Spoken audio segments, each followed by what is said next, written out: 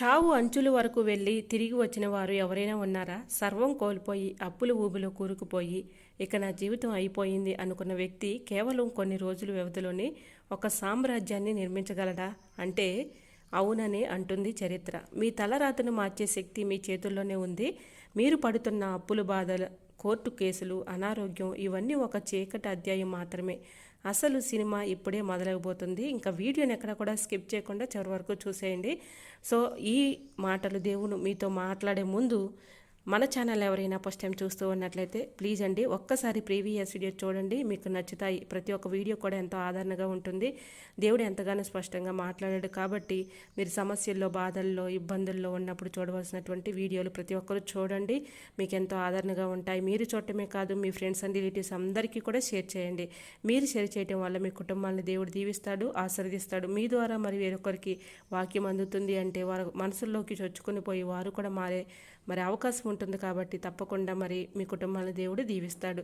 చూసిన ప్రతి ఒక్కరూ లైక్ చేసి మీ ఫ్రెండ్స్ అండ్ రిలేటివ్స్ అందరికీ కూడా షేర్ చేయండి. మరి ఆ దీవెనలు మీరు కూడా పొందుకోవాలంటే ప్రతి ఒక్కరు కూడా షేర్ చేయండి. మన ఛానల్ని తప్పకుండా ఫస్ట్ టైం చూస్తూ ఉన్నట్లయితే ఒక్కసారి మరి మీ అందరూ కూడా ప్రీవియస్ వీడియో చూసి మీకు నచ్చినట్లయితే సబ్స్క్రైబ్ చేసుకోండి.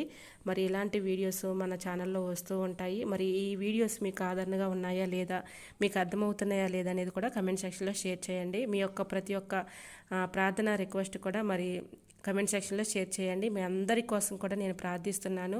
అంటే నేను ప్రతి ఒక్కరికి రిప్లై ఇవ్వలేకపోతున్నాను, సారీ అండి. ఎందుకంటే సమయం నాకు కుదరడం లేదు. సో ప్రతి ఒక్కరూ కూడా మరి నేను కామెంట్ చేసి చదివి ప్రార్థిస్తున్నాను. సో ప్రతి ఒక్కరి కోసం కూడా ప్రార్థిస్తున్నాను.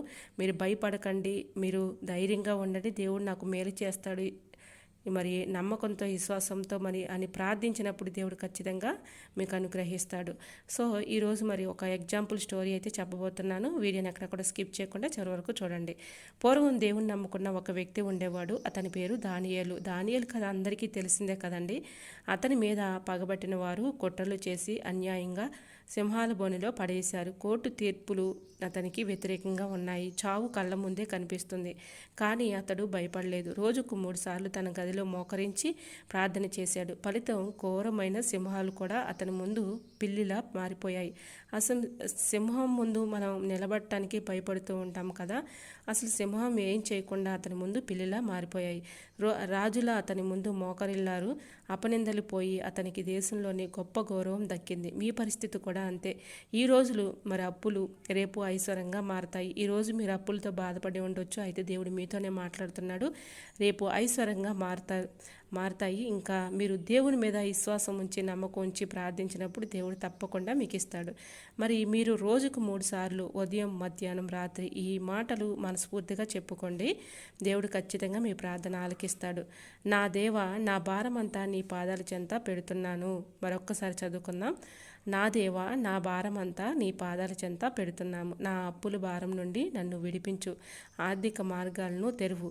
రెండవదిగా, నా ఉద్యోగ వేటలో తోడై ఉండి నాకు తగిన ఉపాధినివ్వు ప్రవ్వా అనని వేడుకోండి. మూడవదిగా, నా కుటుంబంలో మనశ్శాంతిని, భార్యాభర్తల మధ్య ప్రేమను నింపు అని వేడుకోండి. ఇంకా నాలుగవదిగా, నా పిల్లల చదువులు దీవించి వారికి జ్ఞానాన్ని ఇవ్వు ప్రవ్వా అని మరి వేడుకోండి. ఐదవదిగా, నా అనారోగ్యం బాధలను తొలగించి సంపూర్ణ ఆరోగ్యాన్ని ప్రసాదించి ప్రభువా అని ప్రార్థించండి. ఇంకా ఆరవదిగా, నాపై ఉన్న కోర్టు కేసుల చుట్టూ ఉన్న శత్రువుల నుండి నాకు విజయాన్ని ఇవ్వు ప్రభువానని మీరు ప్రార్థించండి. మీరు ఈ సమస్యలతో ఎవరైతే బాధపడుతున్నారో ఈ సమస్యల గురించి ప్రార్థనలు ఎత్తిపెట్టి మీరు ప్రార్థించండి. దేవుడు ఖచ్చితంగా మీకు మేలు చేస్తాడు. ఇంకా ఏడవదిగా, సంతానం కోసం ఎదురు చూస్తున్న మాకు గర్భఫలాన్ని అనుగ్రహించు. నేను ఓడిపోను, ఎందుకంటే నువ్వు నాతో ఉన్నావని ప్రార్థించండి.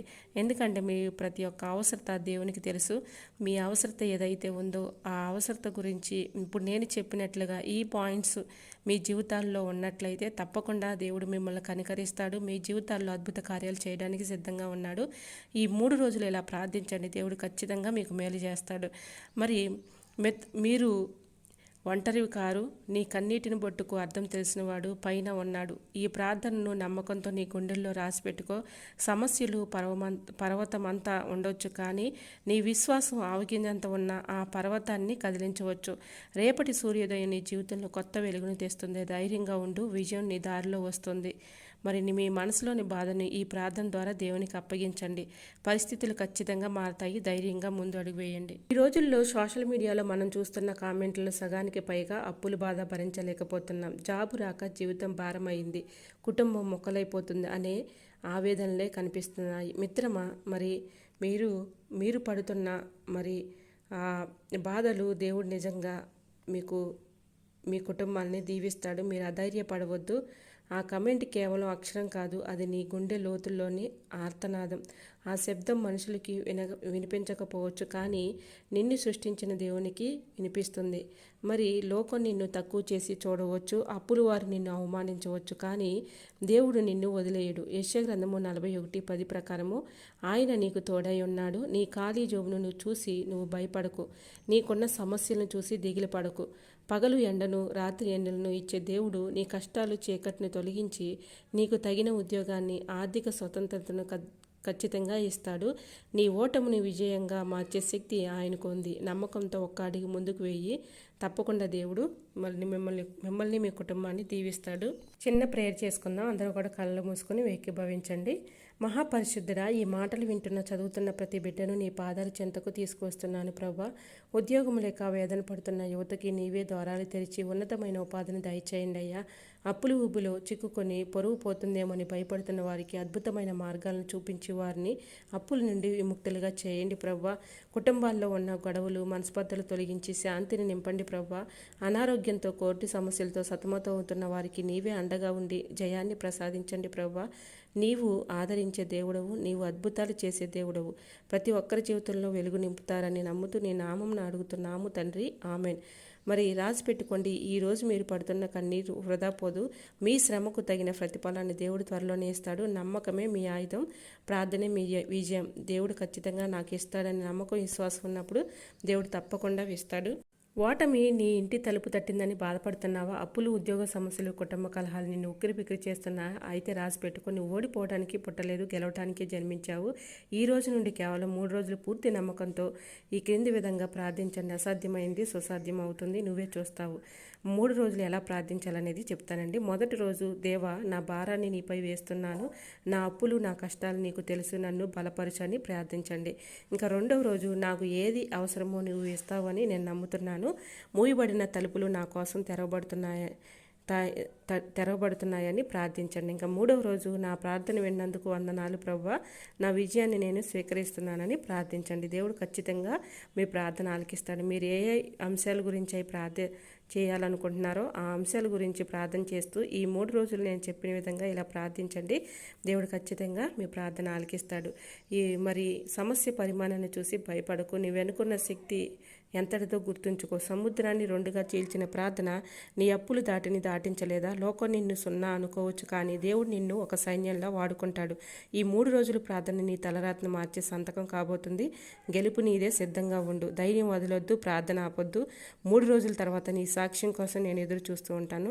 అందరికీ all the best. Praise the lord. ఈ వాక్యము దేవుడు దీవించును గాక. ఆమెన్. Praise the lord.